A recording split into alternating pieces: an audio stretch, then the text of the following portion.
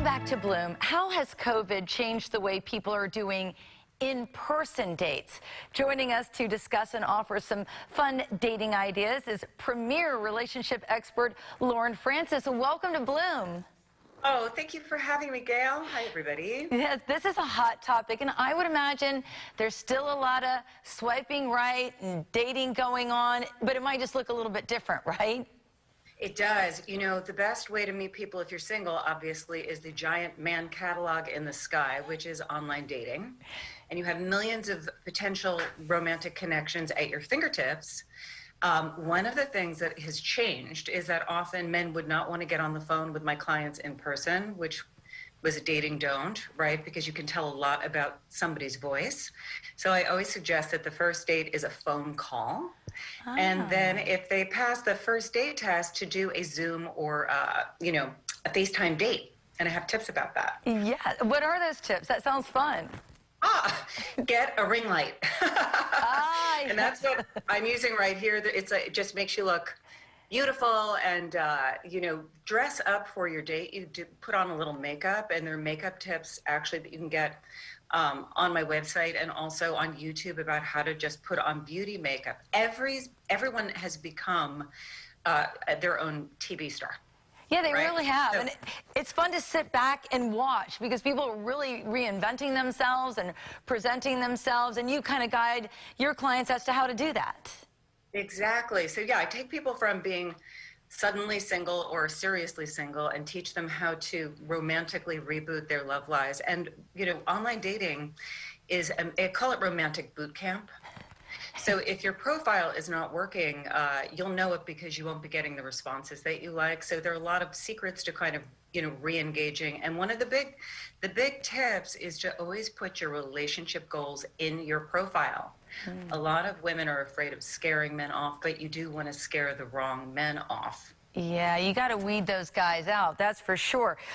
Now, once you get through the phone call and the Zoom with your lights and your perfect makeup, are there safe ways to get out in person? Yes, so I feel like what's so interesting about dating right now is that you are risking getting COVID, right? So we've never been in a period of time where just a kiss could potentially harm you or everybody that you know in your intimate space. So I feel like really vetting people about their safety protocols around COVID, if that's an issue for you, is really important to do prior to the date. And it's really okay to ask people on the phone or on Zoom, how do you feel about COVID? Are you a mask wearer? Have you been tested? And based on their answer, if you're not comfortable, just don't go. Just don't do it. But if you feel comfortable with their answer, I think that fun first-time dates that some of my clients have been doing. Okay, I have a... All right, do tell. This sounds good. I have a client who, at the beginning, when COVID first happened and everybody was shut down, I started a program, a digital program called The Ring. It was called The Ring, about how to date during COVID. And she was the first dater. She was the first adapter. And she was meeting men at parking lots in front of supermarkets. All right. Kind of a BOGO and dating situation.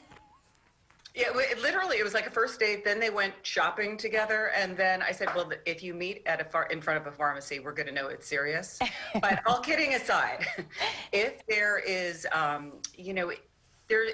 lot of places now you can eat outdoors, right? Yes. So there's outdoor dining, there are outdoor bars, that kind of social chaperone with other people in your environment is always a really comfortable way for women to meet men in person. Also, I feel like, the park bench in New York City, right? I've had clients meet on park benches.